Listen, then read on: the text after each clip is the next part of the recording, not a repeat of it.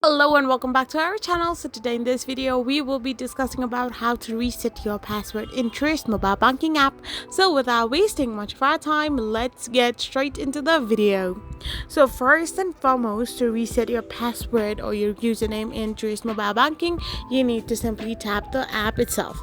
So once you have tapped the app, you will end up in this interface, which will then redirect you to its home page of signing in option. So there you can find the forgot user ID or password, so simply tap on it and from there tap on reset password.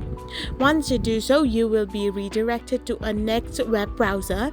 So once you are in this interface, all you need to do now is simply scroll down below and type in your email address, the last 5 digits of your SSN, EIN or ITIN number.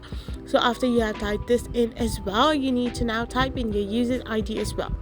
So after you have typed in all the necessary credentials, you need to simply tap on the continue button. After this step is done, you need to follow the on-screen prompts given, which will then allow you to reset your password. I hope you found this video helpful, so don't forget to hit that subscribe button and do give us a thumbs up. We will be back again with these informative videos.